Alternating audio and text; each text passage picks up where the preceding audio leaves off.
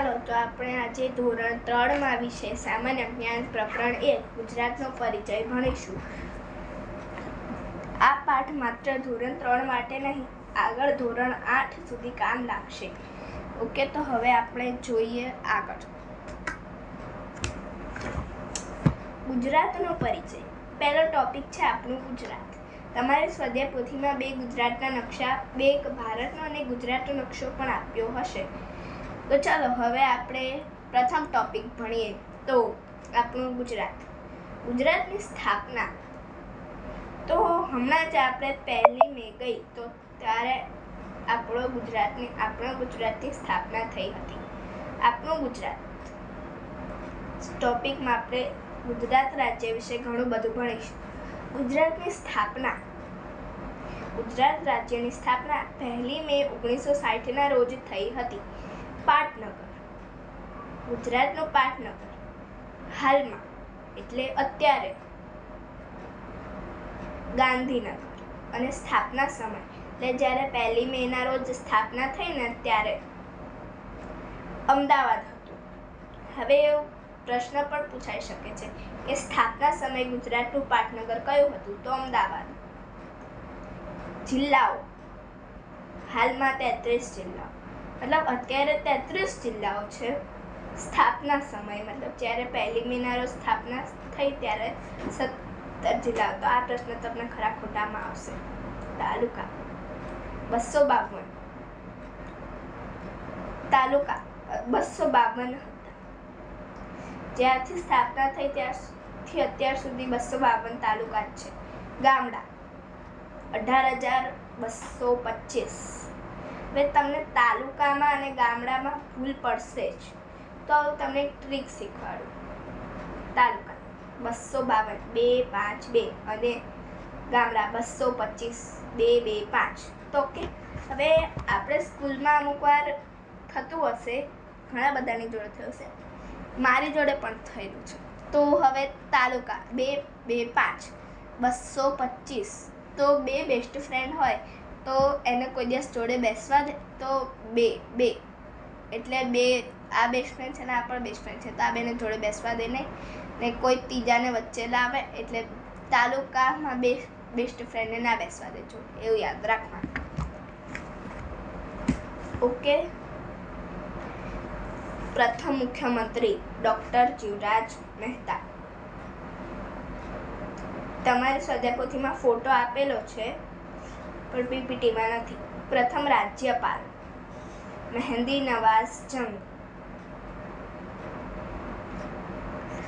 હવે આપણે સ્લાઇડ 2 પર જઈએ. જાણવા જેવું. ગુજરાત તેના સમૃદ્ધિને કારણે પશ્ચિમનું ઘરેણું કહેવાય છે. હવે પશ્ચિમનું ઘરેણું એટલે ઘરેણું પશ્ચિમ બાજુ પહેરવાનું હોય નહીં. હવે આપણે 4 દિશાઓ ભણીએ છીએ પર્યાવરણમાં: ઉત્તર, દક્ષિણ, પૂર્વ, પશ્ચિમ. ઓકે, તો આમાંથી પશ્ચિમ એક દિશા છે, એટલે પશ્ચિમ બાજુનું ઘરેણું એટલે કે ઘરેણું એવું મને પણ ખબર નથી. આ તો મેં જીકેની શોમાં એટલે પહેલી વાર સાંભળ્યું છે.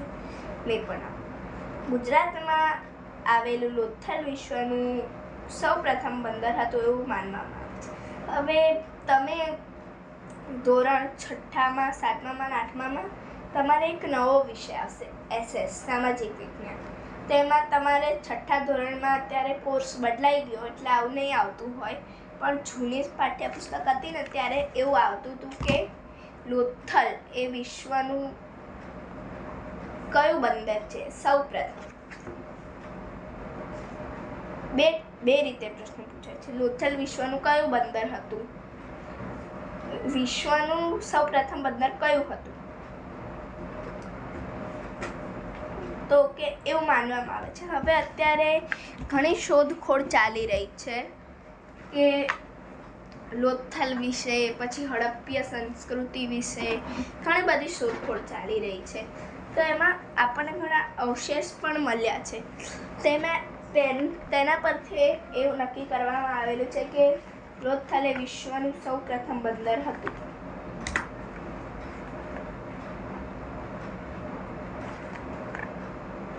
સૌથી લાંબી નદી સાબરમતી 371 કિલોમીટરથી પણ વધારે. આમાં કિમી લખ્યું છે તમારી સામે, પણ આ પીપીટીમાં કિલોમીટર લખેલું છે, એટલે કિમી કહો કે કિલોમીટર કહો બંને એક જ છે તો એક જ બંને, એટલે કિલોમીટરને શોર્ટ ફોર્મ કહીએ આપણે તો કિમી. સાબરમતી હવે એવું પૂછાય કે સાબરમતીની લંબાઈ કેટલી છે આશરે, તો 371 કિલોમીટરથી પણ વધારે. વિકલ્પોમાં આવું પૂછાઈ શકે છે. અને ખરા ખોટા સાબરમતી નદીની લંબાઈ 371 કિલોમીટરથી વધારે છે, સાચું. એવું તમારે સામાન્યથી પણ જો કોઈ કદાચ એક્સ્ટ્રા પૂછી શકે છે કે જીકે જેવા વિષયમાં તો આવડે છે. સૌથી મોટી નદી નર્મદા. લાંબી નદી અને મોટી નદીમાં તમને કન્ફ્યુઝન થશે જ, મને પણ ખબર છે. તમે નહીં, અમારા જેવા તો અમને પણ થાય, એટલે એની ટ્રીક હોય. એ ટ્રીક તમારે જોઈ લેવાની. હું શીખવાડું એ તમને કદાચ યાદ ના રહે, એટલે તમારી ટ્રીક યાદ રાખવાની. તમે તમારે જે ટ્રીક કરવી એ. નર્મદા સૌથી મોટી નદી કઈ છે? નર્મદા.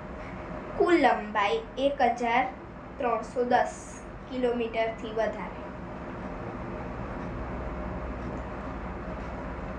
ગુજરાતમાં 160 કિમી, એટલે ગુજરાતમાં તે નદી 160 કિલોમીટર વહે છે. સૌથી ઊંચો પર્વત ગિરનાર. હવે આવું કોમન ક્વેશ્ચન છે કે સૌથી ઊંચો પર્વત કયો છે, તો ગિરનાર. અને બીજો પણ કોમન ક્વેશ્ચન છે કે ગિરનાર ક્યાં આવેલો છે? જુનાગઢમાં. ગિરનાર જુનાગઢમાં આવેલો છે. જે જુનાગઢ ગયેલા છે એમને તો જોયો હશે. મેં પણ જોયો છે, અમે તો ચડીને પણ આવ્યા છીએ. સૌથી મોટી જળ પરિયોજના. જળપરી કહીએ ને આપણે, જલપરી હિન્દીમાં ગીત આવે છે. સરદાર સરોવર બંધ. હવે જો આવું વિકલ્પોમાં કદાચ હોય, તમારે સમાન ના હોય તો છે એટલે પૂછાઈ શકે છે કે સૌથી મોટી જળ પરિયોજના કઈ છે. તો હવે જેમ ઓપ્શન આપ્યા હોય ને તે મુજબ સરદાર સરોવર બંધ પણ આવે, અને બંધ આપણે જોવા જઈએ તો બંધનો ઇંગ્લિશ શબ્દ છે કે ડેમ. હવે ઓપ્શનમાં જે આપ્યું હોય લખવાનું. સરદાર સરોવર બંધ આપ્યું હોય તો બંધ, અને ડેમ આપ્યું હોય તો ડેમ. હવે આગળ જઈએ. માં કહો છે એ નથી. કચ્છ જિલ્લો વિસ્તારની દ્રષ્ટિએ માત્ર ગુજરાતનો નહીં, ભારતનો સૌથી મોટો જિલ્લો છે. ભારતનો સૌથી લાંબો દરિયા કિનારો ધરાવતું રાજ્ય ગુજરાત છે. એશિયાઈ સિંહ સમગ્ર વિશ્વમાં માત્ર ગુજરાતમાં આવેલા ગીર અભયારણ્યમાં જોવા મળે છે. હવે કચ્છ જિલ્લો એ વિસ્તારની દ્રષ્ટિએ સૌથી મોટો જિલ્લો છે. ચોથા ધોરણમાં પણ આવું પૂછાઈ શકે છે, અને ત્રીજામાં પણ પૂછાઈ શકે. તમારી સ્વાધ્યાય પોથીમાં પહેલાં આપણું ફર્સ્ટ ટોપિક છે ને, એની પહેલાં 2 નકશા આપેલા છે. એમાં ગુજરાતનો નકશો છે ને, એમાં સૌથી મોટું જે છે ને એ કચ્છ છે. એ ગુજરાતમાં અને આખા ગુજરાતમાં તો છે જ, આખા ભારતમાં પણ સૌથી મોટું છે કચ્છ. એટલી જગ્યા કોઈ રોકતું નથી. ઓકે. ભારતનો સૌથી લાંબો દરિયા કિનારો ધરાવતું રાજ્ય ગુજરાત છે. હવે ભારતનો સૌથી લાંબો દરિયા કિનારો ધરાવતું રાજ્ય ગુજરાત છે. તો એવું પૂછાઈ શકે છે, ભારતનો સૌથી લાંબો દરિયા કિનારો ધરાવતું રાજ્ય કયું છે? ગુજરાત. હવે ભારતનો લાંબો દરિયા કિનારો ગુજરાત રાજ્ય ભારતનો સૌથી લાંબો દરિયા કિનારો ધરાવે છે, આપણી ભાષામાં જોવા જઈએ તો. બાકી આ પ્રોપર સ્વાધ્યાય પોથીની ભાષા છે. ઓકે. એશિયાઈ સિંહ સમગ્ર વિશ્વમાં માત્ર ગુજરાતમાં આવેલા ગીર અભયારણ્યમાં જોવા મળે છે. મતલબ એશિયાઈ સિંહ એટલે એશિયા ખંડ છે. એશિયા શું છે? ખંડ છે. તો એશિયાઈ સિંહ સમગ્ર વિશ્વમાં માત્ર ગુજરાતમાં આવેલા ગીર અભયારણ્યમાં જોવા મળે છે. મતલબ એશિયામાં જે સિંહ છે એ સમગ્ર વિશ્વમાં એટલે આખા વિશ્વમાં માત્ર ગુજરાતમાં ગીર અભયારણ્યમાં જ જોવા મળે છે. ઓકે, જો તમને કંઈ ક્વેરી હોય, કોઈ પ્રશ્ન ના ખબર પડતો હોય તો મને કોમેન્ટ કરીને જણાવશો, હું તમને કહીશ. અને આ વિડીયો જે છે તેને પ્લીઝ લાઈક કરી દો અને સબસ્ક્રાઈબ કરી દો. Thank you.